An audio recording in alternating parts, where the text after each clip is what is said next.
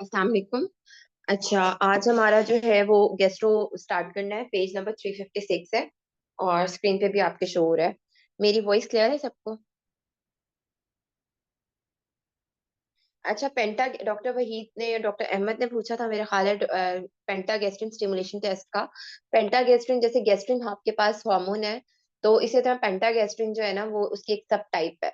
उसकी स्टिमुलेशन से ना बेसिकली हम कैल्सिटोनिन को रिलीज कराते हैं और फिर कैल्सिटोनिन को देखते हैं मैयर करके कि कितना स्टिमुलेट होने के बाद मेडलरी कार्सिनोमा में उसके लेवल्स होते हैं कि इससे ज्यादा उसके बाद रेज हो जाना कंफर्म शो करता है कि पेशेंट को हो सकता है रेस्पेक्ट स्क्रीनिंग के लिए। तो इस वजह से अगर वो पूछते हैं कि व्हाट इज द मतलब आपके पास मैयर, तो आपने कैल्सिटोनिन को ही करना है, ठीक है। लेकिन पेंटागैसिन स्टिमुलेशन टेस्ट के थ्रू हम कर सकते हैं मैयर। तो बेसिकली आंसर कैल्सिटोनिन ही होगा। अच्छा, हमारे पास एमसीक्यू है। First gastro chapter, chapter number 5, 356 page. A 65 years old male presented with a history of dysphagia which has been getting progressively worse for the past few months. He is generally fit and well other than a history of smoking related cough.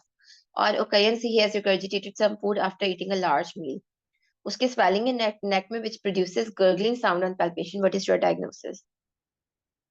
अच्छा, इसमें आपके पास जो है ना जो जब भी एक बैड ब्रेथ हो, गर्गलिंग साउंड हो, रिगर्जिटेशन ऑफ फूड हो, ये सारा फेरिंजियल पाउच की टिपिकल हिस्ट्री होता है। ये वॉइसेस साइन इसको बोलते हैं, जो आपके पास गर्गलिंग साउंड प्रोड्यूस होता है पल्पेशन फेरिंजियल पाउच का।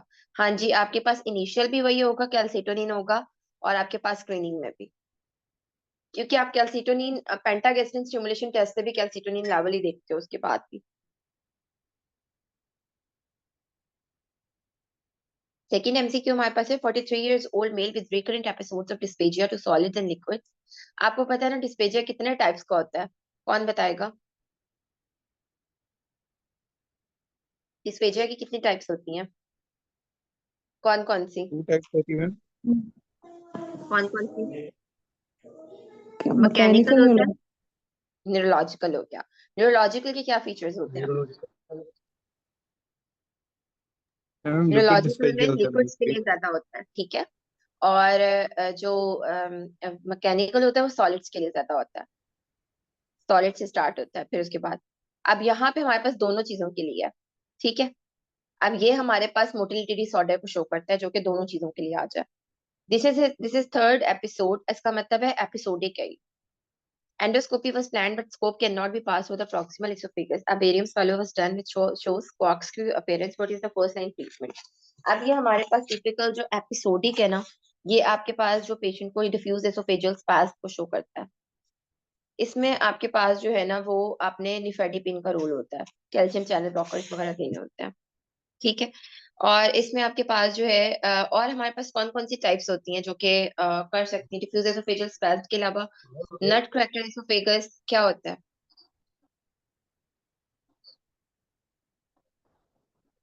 नट क्रैकर क्या होता है? और मैम एक सेम एमसीक्यूज अभी हमने किया था पास मेडिसिन में, ये डिफ्यूज ओस्फेजियल स्पाज्म का हमने अभी एक एमसीक्यू किया था। तो उसमें ऑप्शन में जो आंसर था वो वाइल्ड स्प्रेड लिमोटिक डायरेटेशन था उसका आंसर। तो हाँ जी, इसमें कोई इसके ऐड ना, करना तो इसकी कुछ आएगा ट्रीटमेंट के इसमें ना से? बहुत सारे आपके पास जो है ना ऑप्शंस होते हैं। डिफ्यूज एसोफेजियल मोटिलिटी हो गया, या फिर आपके पास ये चीजें लाइक एकलेजिया वगैरह, इनके ट्रीटमेंट के ऑप्शंस होते हैं। फर्स्ट तो आपने डायग्नोज करना है वेदर पेशेंट को एकलेजिया है या फिर आपके पेशेंट को जो है ना वो डिफ्यूज एसोफेजियल स्पैज्म है। अगर एपिसोडिक की हिस्ट्री दी हुई होगी ना, तो वो डिफ्यूज एसोफेजियल स्पैज्म हो सकता है, ठीक है। यहाँ पे जैसा कि उन्होंने एपिसोडिक बताया हुआ है। अब यहाँ पे हमारे पास जो है ना फर्स्ट लाइन ट्रीटमेंट, इसमें calcium channel blocker with nitrates हैं। जो एकलेजिया है उसमें अगर वो पूछते हैं इनिशियल आप मेडिकल ट्रीटमेंट क्या है, तब उसमें भी निफेडिपिन वगैरह ही है। लेकिन अगर वो पूछते हैं बेस्ट ट्रीटमेंट क्या है, तो लेप्रोटमी होती, सॉरी लेप्रोटमी कह रही हूँ, मायोटमी होती है। हेलर मायोटमी हो सकती है, या पोएम के नाम से उसे हम कहते हैं, पर ओरल एसोफेजियल इस तरह का कुछ होता है मायोटमी, इसका पोएम कहते हैं। और एक उसको, ये आपके पास टेक्निक्स होती हैं जो कि गोल्ड स्टैंडर्ड होती है। लेकिन अगर पेशेंट ओल्ड एज होता है तो वो बियर नहीं कर सकता सर्जरी को, उस केस में आपने बोtulinum या टॉक्सिन्स जहाँ पे न्यूमेटिक डायलिटेशन करनी होती है, ठीक है। तो ऑप्शंस आपने देखना पड़ता है कि एज क्या है पेशेंट की, बेस्ट ट्रीटमेंट पूछा हुआ है, इनिशियल ट्रीटमेंट पूछा हुआ है। सबसे पहले तो आपने डायग्नोज करना है क्या। 70 MCQ हमारे 3 MCQ हमारे पास है। 70 years old female presented with 3 months history of dysphagia to solids। अब देखो ये कौन सा है, मैकेनिकल डिस्पेजिया चल रहा है, आपके जहन में मेलिग्नेंसी आ गई होगी। She has history of heartburn for many years for which she was taking paracetamol, omeprazole. Barium swallow was done. It shows irregular narrowing of the esophagus with proximal shouldering। इसे Apple core sign भी बोलते हैं। ये जो आपके पास typical barium swallow पे proximal soldering नजर आ रही होती है ना, पिक्चर भी निकाल के देखोगे, तो एसोफेजियल कार्सिनोमा का फीचर होती है। इरेगुलरिटी सी होती है। वैसे जो हमारे पास एकिनेसिया होता है उसमें बर्ड बीक अपीयरेंस होती है, ऐसे इरेगुलरिटी नहीं होती। फोर्थ एमसीक्यू है 25 years old male with a history of epigastric pain associated with bloating and gas sensation after eating meals for 4 weeks. There is no history of vomiting, melena or weight loss. What is the next best management for him? अब देखो epigastric pain है, young age है, कोई red flag नहीं है।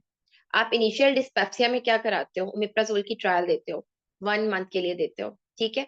लेकिन अगर कोई आपके पास रेड फ्लैग साइन आ गया, जिसमें आपके पास क्या क्या चीजें हो सकती हैं, डिस्फेजिया का आ जाना, मैस का फील हो जाना, पेशेंट को हिमाटोमेसिस के एपिसोड आ जाना, वेट लॉस हो जाना, या फिर पेशेंट की एज जो है ना वो आपके पास 55 से ऊपर हो जाना।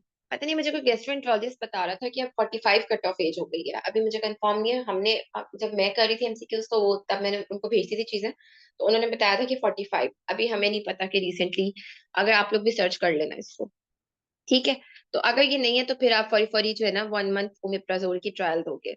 मुझे अपना, मेरा जो फर्स्ट बेबी हुआ था, जब मतलब लाइक मैं थर्ड ईयर में थी एमबीबीएस में, तो उसके बाद मुझे डिस्पेप्सिया स्टार्ट हुआ था, और मैंने इतनी ओमेप्राजोल की ट्रायल्स दी थी, और मैंने काम ये खराब किया था कि मैंने रेडियोलॉजी जो म्यो की आम इस टाइम से होता है ना, एक सेकंड नीचे का, अच्छा जो म्यो में एच ओ पीजीआर कर रहे होते हैं, उस टाइम मैंने थर्ड ईयर में थी, तो मैंने वहां पे अल्ट्रासाउंड कराया, कुछ भी नहीं था। तो मैंने 6 मंथ ट्रायल लेती रही थी। बाद में पता चला मुझे, जब अल्ट्रासाउंड बाहर से कराया, तो गॉलस्टोन से। तो इसलिए आपको डिस्पेप्सिया में अगर कोई रेड फ्लैग साइन नहीं होता तो ओमेप्राजोल की ट्रायल देनी होती है। ओमेप्राजोल की ट्रायल के बाद क्या करना होता है, कैसे प्रोसीड करते हैं? ओमेप्राजोल की ट्रायल के बाद कैसे प्रोसीड करते हैं फर्दर? उसके 2 वीक्स के बाद एज हाँ जी, वेरी गुड। फिर आप देखते हो, जैसे हमारे यहाँ पे होता है कि अगर 1 मंथ हो गया, डिस्पेप्सिया का सेटल नहीं हो रहा, ओमेप्राजोल भी आपने दे दिया, तो फिर आप कितने डेज का कट ऑफ करा के फिर आप कराओगे एच पाइलोराई का टेस्ट? 4 वीक्स का, 4 वीक्स। 4 वीक्स। तो आप अगर पेशेंट एंटीबायोटिक्स दे रहा हो, ठीक है, ओमेप्राजोल का कितना टाइम पीरियड होता है? 2 वीक्स टू होता है, ठीक वीक्स है, में होता है। सही है। अच्छा, इसमें आपके पास जो है ना वो, यहाँ पे हमारे पास ट्रायल आ गई ओमेप्राजोल की। फिफ्थ एमसीक्यू है 40 years old मैन। अच्छा, एक तो हमारे पास ओमेप्राजोल इसके लिए कट ऑफ है, एक होता है गेस्ट्रिनोमा के लिए भी। अगर पेशेंट ओमेप्राजोल ले रहा है, गेस्ट्रिनोमा का भी कट ऑफ है, उसमें शायद 1 वीक का है, ओमेप्राजोल को कट ऑफ करना पड़ता है, ये कंफर्म कर लीजिएगा उसमें कितना। नेक्स्ट एमसीक्यू, फिफ्थ एमसीक्यू है कि 40 years old male with a dysphagia to both solids and liquids for 6 months। He also has history of recurrent pneumonia and has lost 8 kg weight in 3 months। अच्छा, अब आपके पास जो है ना ये दोनों के लिए आ रहा है। अगर मेलिग्नेंसी होती है तो ज्यादातर सॉलिड्स का बताते हैं हम। यहाँ पे वेट लॉस एक कलेजिया के साथ भी आपने याद रखना है, हो सकता है। बेरियम swallow पे उसका एयर फ्लूइड लेवल आ गया है, और with bird beak appearance of lower oesophagus. आप बर्ड इसकी जो एयर फ्लूइड लेवल देखोगे ना, हार्ट के बिहाइंड शेडो नजर आता है। ये आप एक्सप्रेस देखो, ये आपके एग्जाम में भी आता है, टोक्स में भी, ठीक है। जो MRCP2 के कैंडिडेट्स हैं उनको तो वैसे ही आएगा, ये पिक्चर आ जाती है इसकी, ठीक है।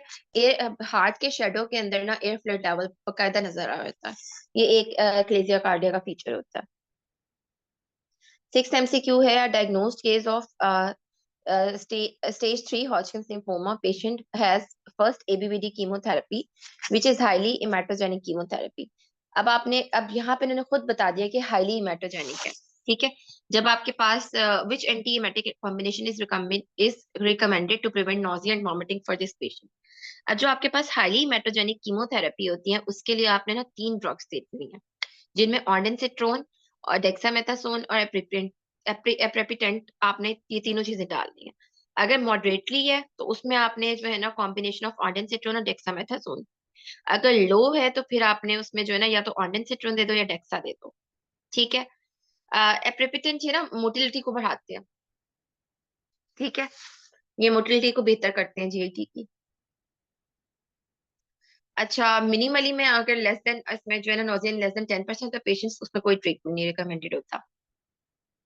7th MCQ है, 25 years old female patient is presented with multiple episodes of vomiting associated with epigastric pain for 6 hours. Patient was unable to take anything orally due to intense nausea and dehydrated. Which should be the fluid of choice in this patient? अब आपके पास इसमें आता है, एक तो vomiting के साथ पूछते हैं फ्लूइड ऑफ चॉइस, एक आता है डायरिया के साथ। वॉमिटिंग के साथ आपके पास फ्लूइड ऑफ चॉइस क्या बनता है? वॉमिटिंग के साथ बॉडी की स्टेट अंदर क्या होती है,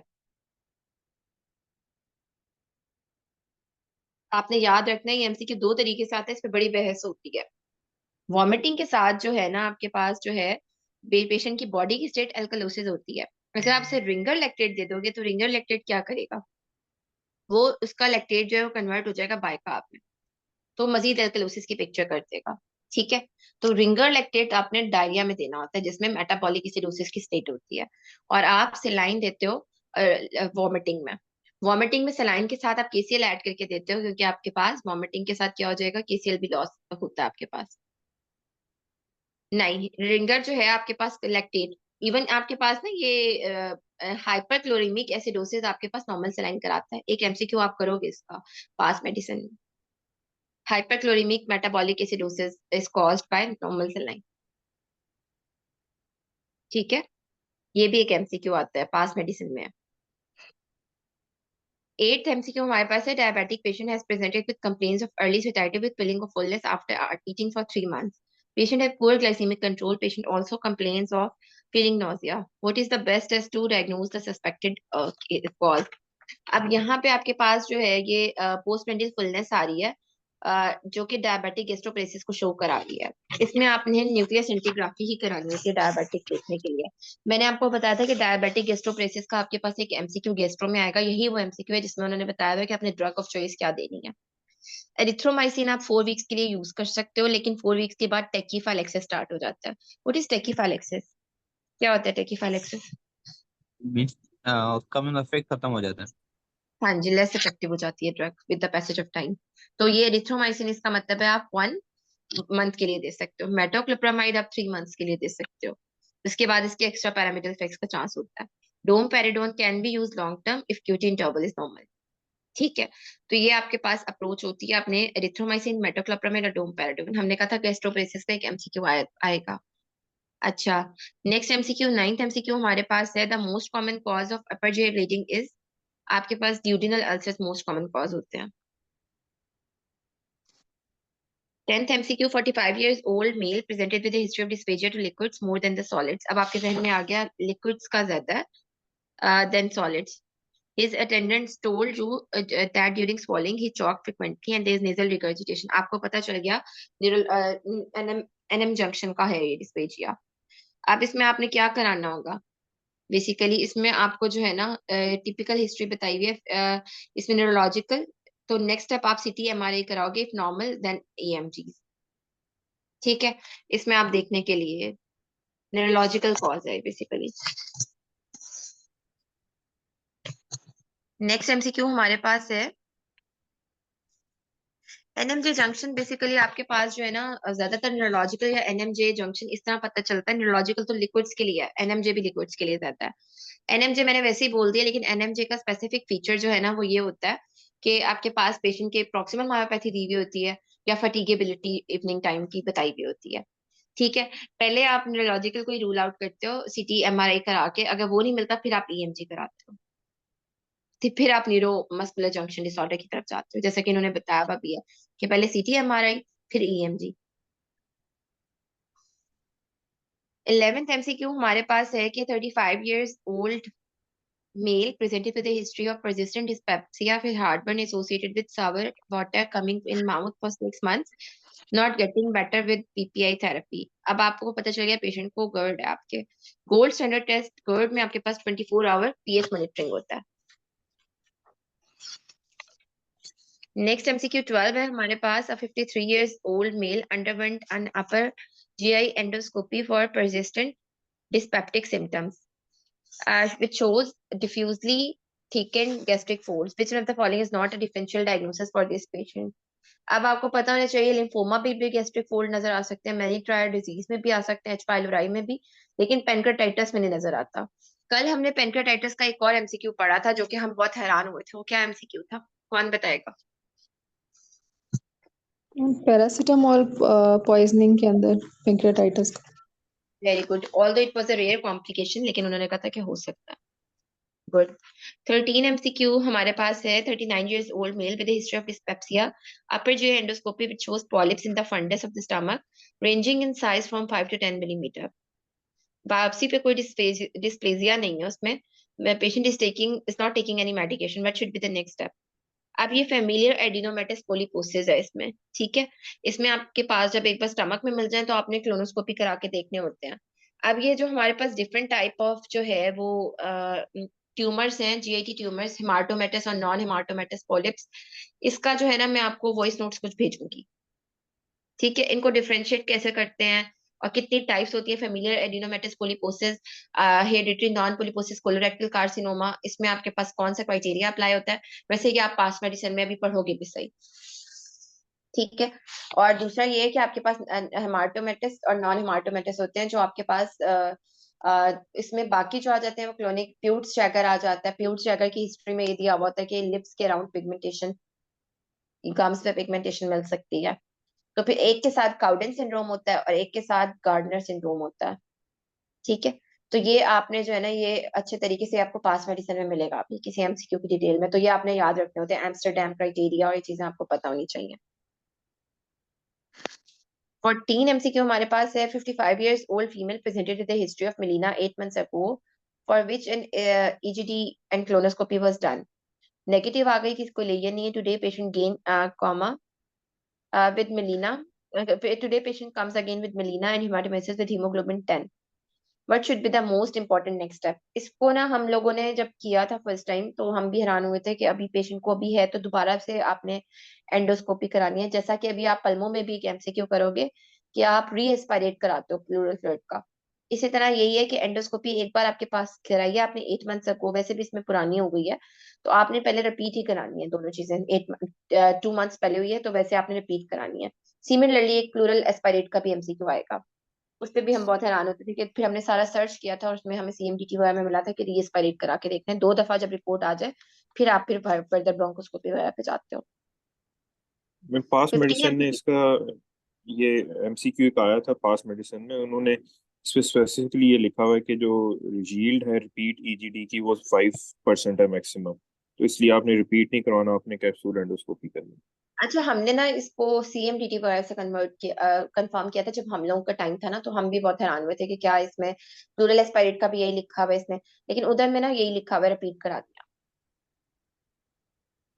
हम यहाँ पे हम पास मेडिसिन अपने कॉन्सेप्ट तो बनाने के लिए पढ़ते हैं, लेकिन ये लोग फॉलो करते हैं आंसर्स के लिए, की के लिए सीएमडीटी वगैरह को। अगर आपके पास वो बहुत डिटेल में लिखा है तो उसको फिर हम सीएमडीटी से मजीद दोबारा कंफर्म कर लेंगे, वो शेयर कर दीजिएगा मुझे। जी ठीक। 15 MCQ, which one of the following gut peptide does not play in appetite suppression? ठीक है, ये हमने ना गर्लिन को इस तरह याद किया हुआ था, गर्लिन, जी फॉर गर्लिन, जी फॉर जिंजर। ये जो एपेटाइट स्टिमुलेटर है, ठीक है, सप्रेशन नहीं है। तो ये इसको इस तरह याद किया हुआ था, गेन, जी से गेन, जी से बढ़ जाना, लाइक गेन हो जाना, तो इसलिए इसमें ये कराता है, एपेटाइट स्टिमुलेटर। 16 MCQ हमारे पास है। 42 years old male presents with retrosternal chest pain and shortness of breath with dysphagia 24 hours after lower esophageal stricture dilatation. Examination पे उसके जो है ना revealed left lung base crepitation and fever. अब इसमें जो dyspnea, dysphagia, crackles at the lung base structure के बाद आ रहे हैं, तो which is probably esophageal rupture, तो आप फौरी अर्जेंट सीटी वगैरह और सर्जिकल रिव्यू कराओगे, ठीक है। IV fluids, antibiotics और IV glucagon can be used, but these steps are not the definite one. तो इसमें फौरी फौरी आपने रप्चर को रूल आउट करना है। 17 MCQ हमारे पास है कि 24 years old male who is a diagnosed case of asthma on fluticasone inhaler presented with a pain on swallowing and difficulty in swallowing with retrosternal chest pain for 5 days. इस पे जो है ना उसके सर्कमस्क्राइब्ड अल्सर्स आ गए हैं esophagus पे with esophagitis. Multinucleated giant cells with ground glass nuclei. ये जो लाइन है ये टिपिकल शो कर रही है हमारे पास किस इन्फेक्शन को? हाँ जी साइटोमेगालो वायरल हाँ जी, ये हमारे पास पेशेंट स्टेरॉइड इनहेलर पे है, तो रिस्क फैक्टर्स को कौन कौन से इन्फेक्शन का है?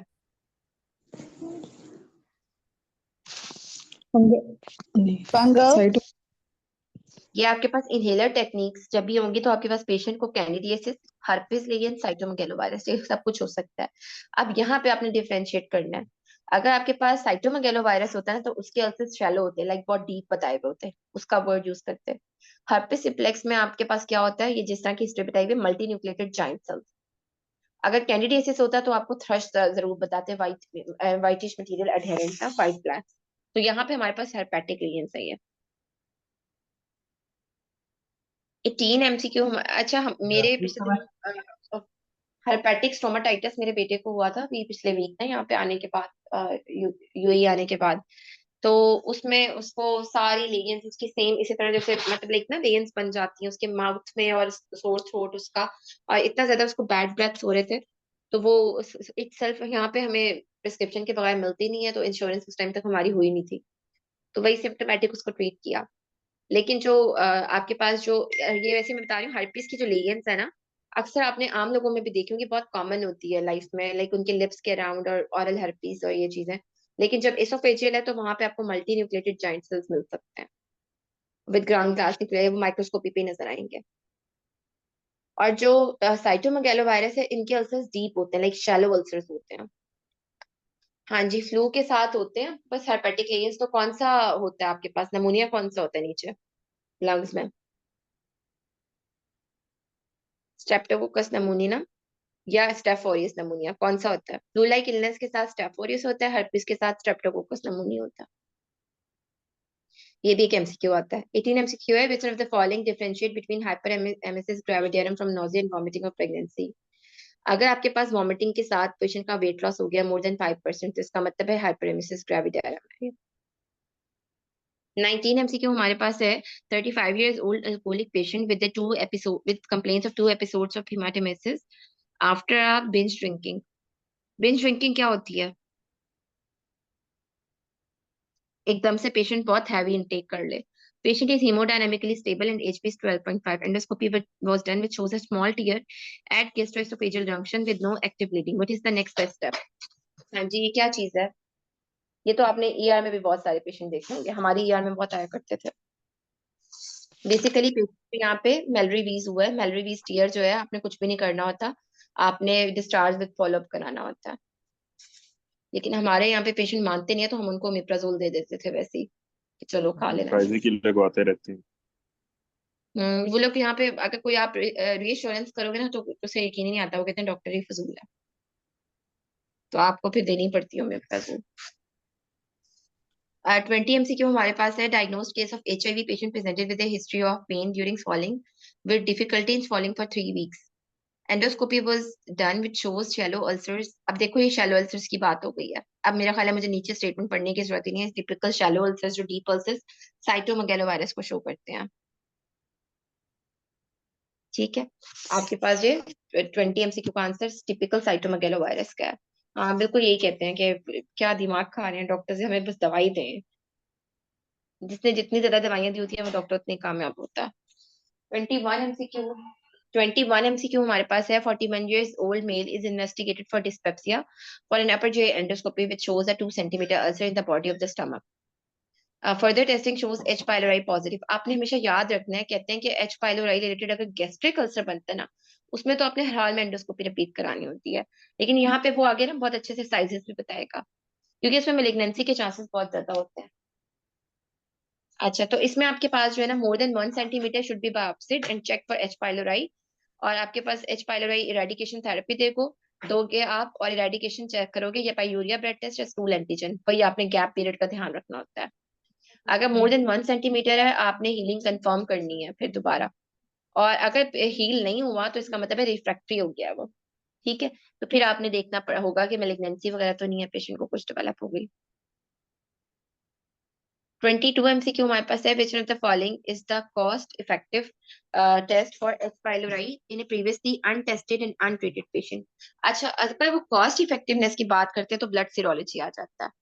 अगर गोल्ड स्टैंडर्ड टेस्ट है तो वो आपके पास वही आप मतलब वो एस्पायरेट कल्चर सेंसिटिविटी उसकी बात से लेके कल्चर सेंसिटिविटी कराते हो। ये एमसीक्यू भी 2-3 तरीके से आता है। 23 MCQ है, which one of the following is the most common complication of peptic ulcer disease? Hemorrhage हमारे पास peptic ulcer disease की most common complication है। Perforation 5%, laceration in 1% of the cases में। 24 MCQ है, 25 years old pregnant female with a history of peptic ulcer disease with a worsening of symptoms of epigastric pain during the second trimester. Which one of the following medication is contraindicated in this patient? Misoprostol आप नहीं देते, contraindicated हो जाती है pregnancy में। अच्छा, next MCQ 25 हमारे पास है कि 53 years old male presented with severe abdominal pain associated with vomiting for 2 hours. Examination for tachycardia, abdominal tenderness है. Long history of dyspeptic symptoms for which you're using medication off and on. What should be the next step? अच्छा, यहाँ पे आपने क्या कराना होगा? Triad बन रहा है इसमें, abdominal pain, tachycardia, abdominal tenderness, ठीक है, जो कि अल्सर को शो करता है। अब हमारे पास फौरी वो नेक्स्ट इन्वेस्टिगेशन कर रहे हैं। फौरी आप खुद भी यहाँ पे अल्सर जैसे कि ब्लीच इंटेक के पेशेंट भी आते हैं तो चेस्ट एक्सरे पहले आप करा के देख लेते हो फौरी। अच्छा, एयर अंडर डायफ्राम आपको मिल जाती है। 26 MCQ। अच्छा, एक मजे की बात है कि अपेंडिक्स परफोरेशन में आपको एयर फ्लूइड लेवल नहीं मिलता। एक मैं परफोरेशन का पढ़ रही थी तो उसमें आपको एयर फ्लूइड लेवल नहीं मिलते, बाकी हर किस्म की इसमें परफोरेशन में आपको मिलते हैं एयर फ्लूइड लेवल। 26 MCQ हमारे पास है, which one of the following sites of ulcers has the highest risk of perforation? अब ये MCQ आता है कि अल्सर्स की आपके पास highest risk of perforation anterior wall of the stomach, मेरा ख्याल है हमें भी आया था, ठीक है। एक आता है आपके पास अल्सर्स की मोस्ट कॉमन साइट कौन सी है और परफोरेशन की साइट कौन सी है। Perforation anterior wall of the stomach पे है और अल्सर्स की वजह से common site posterior wall and lesser curvature, ठीक है। ये एमसीक्यू 2 तरीके से आता है, ये हमें आया था एग्जाम। 27 MCQ है, which one of the following is the best treatment for achalasia for long term remission? अब देखो यहाँ पे वो बेस्ट ट्रीटमेंट की बात कर रहे हैं। ये हेलर मायोटमी है। हेलर मायोटमी ना 2 किस्म की होती है, लेप्रोस्कोपिक भी होती है और एक बार औरल भी होती है, पोएम के नाम से भी उसको लिखा होता है पास मेडिसिन में। 28 है, which one of the following is the most common complication of long term achalasia? आपको पता है ब्रोंकाइटिस इसकी बहुत कॉमन कॉम्प्लिकेशन होती है। 29 है, patient is diagnosed as having duodenal ulcer on endoscopy. Which one of the following is the next best step in management? अब देखो इसमें ड्यूडिनल अल्सर आ गया, आप पहले जो है ना एच पाइलोराई को इवैल्यूएट करोगे कि वो तो नहीं था पेशेंट को। 30 MCQ है, the presentation of Zollinger Ellison syndrome includes all of the following except. आपके पास माइग्रेटरी रैश नहीं होता, इसमें बाकी सारे फीचर हो सकते हैं। हाइपरकैल्सीमिया भी देखो इसके साथ हो सकता है, इसका मतलब है। माइग्रेटरी रैश किसका फीचर है? माइग्रेटरी रैश किसमें होता है? हमने ये टेबल किया था डर्मा में, ग्लूकागोनोमा में ग्लूकागोनोमा। एक्सीलेंट, हाँ जी बिल्कुल ग्लूकागोनोमा में होता है। अच्छा, 35 MCQs हम करेंगे आज। 31 MCQ हमारे पास है, patient with history of adenocarcinoma of the stomach for gastrectomy which was done 6 months back. Patient had history of complaints of abdominal fullness with large volume diarrhoea associated with sweating and flushing which one of the following drug has beneficial for both early and let symptoms. अच्छा, अब यहाँ पर dumping syndrome की बात हो रही है, ठीक है, गैस्ट्रेक्टमी की बात हो रहा है। डंपिंग अर्ली भी होती है, लेट भी होती है। अर्ली के क्या फीचर होते हैं? अर्ली में क्या होता है, रैपिड एम्पटिंग हो जाती है, जिसकी वजह से जो है ना, हाँ जी 30 to 60 मिनट्स में होती है आफ्टर द मील। और सिम्टम्स क्या आएंगे पेशेंट को, उसमें कौन से सिम्टम्स आएंगे? और लेट डंपिंग में आपके पास पेशेंट को सिम्टम्स आएंगे हाइपोग्लाइसीमिया। तो आपके पास जो ऑक्ट्राटाइड है ना, दोनों में हेल्प करती है, अर्ली और लेट डंपिंग में। जो एक्करबोज है वो आपके पास जो है लेट डंपिंग में हेल्प करती है। यहाँ पे वो दोनों का बात कर रहे हैं कि दोनों में जो हेल्प करे वो हमारे पास ऑक्ट्राटाइड का आंसर बनता है। अर्ली में हाइपोग्लाइसीमिया को नहीं, लेट में आपके पास हाइपोग्लाइसीमिया होते हैं, हाइपर इंसुलिनेमिक रिस्पॉन्स आता है। लेट कितने टाइम बाद आता है? लेट आपके पास 1 to 3 hours आफ्टर अ मील।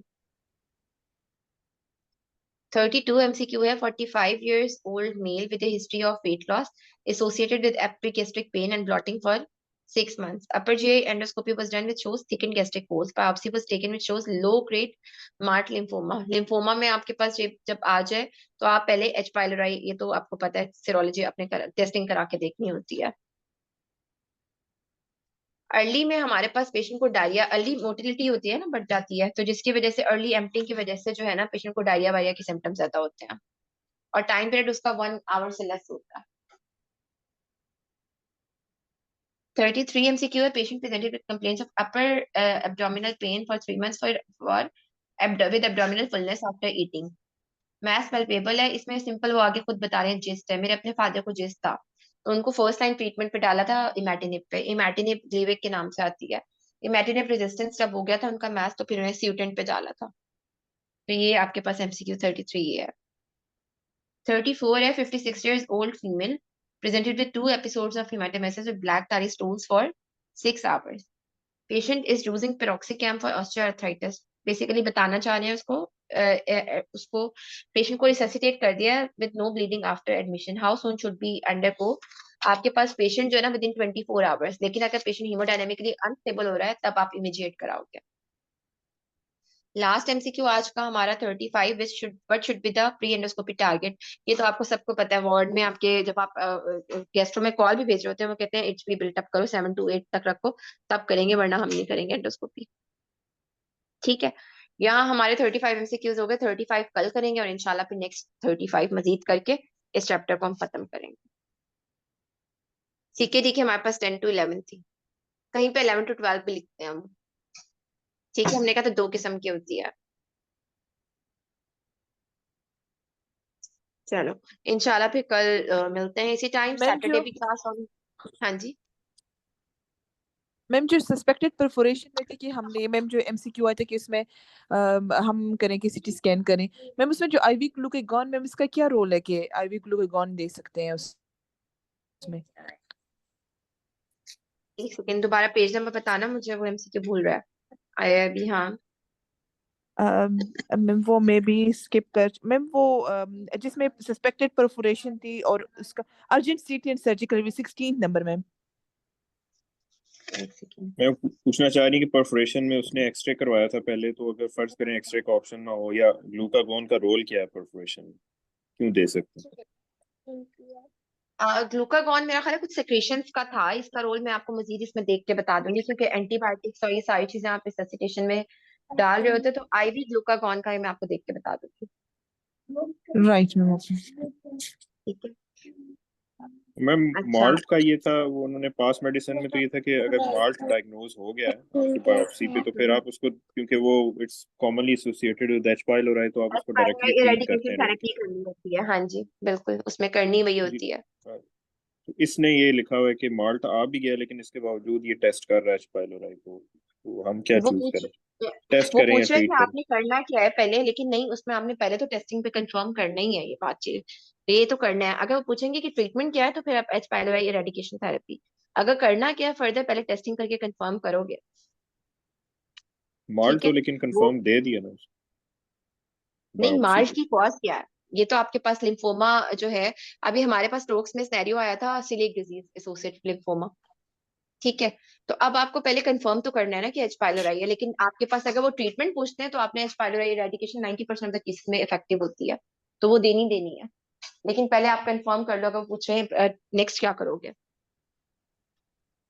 ठीक है. ठीक तो है. इस वजह से